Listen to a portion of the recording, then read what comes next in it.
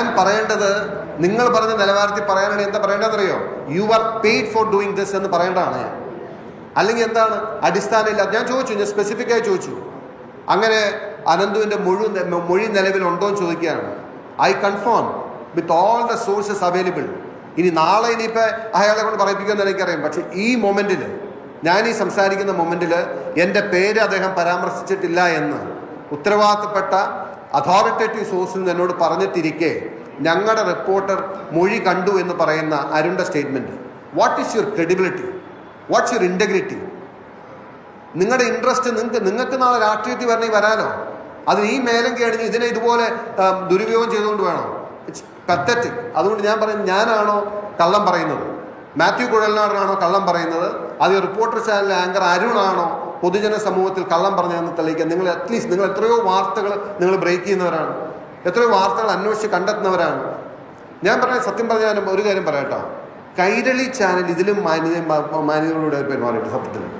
ഈ CPM area secretary നടത്തിയ പത്രസമ്മേളനം, അവർ പറഞ്ഞത് മാത്യു കുഴൽനാടൻ MLA-യും MP-യും ഇത് പ്രചരിപ്പിക്കാൻ പ്രേരകമായെന്ന് അവർ പറഞ്ഞുള്ളൂ. അവർക്കൊരു മാന്യതയുണ്ട്.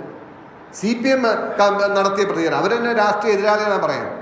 ഈ റിപ്പോർട്ട് ഒരു ചാനലിൻ്റെ പേരും ഒരു ഒരു ആങ്കറിൻ്റെ ഇതും വെച്ചുകൊണ്ട് ഇത്രയും മോശമായി.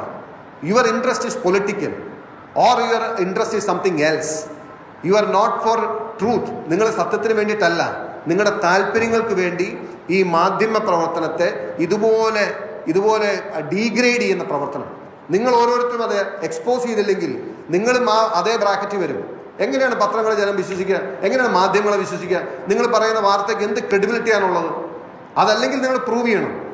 I place this as A challenge. Reporter ചാനലിൽ ആസച്ച് എടുക്കാൻ പറ്റുമെങ്കിൽ എടുക്കുക.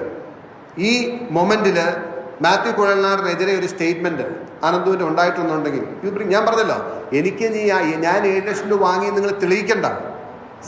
സാധാരണക്കാരന്, സാമാന്യ ജനത്തിന് പ്രഥമദൃഷ്ടിയ സംശയം തോന്നുന്ന സാഹചര്യങ്ങളെങ്കിലും ഉണ്ടെന്ന് തെളിയിച്ചാൽ ഞാൻ ഈ പൊതുപ്രവർത്തനം അവസാനിച്ച് വീട്ടിൽ പോകും.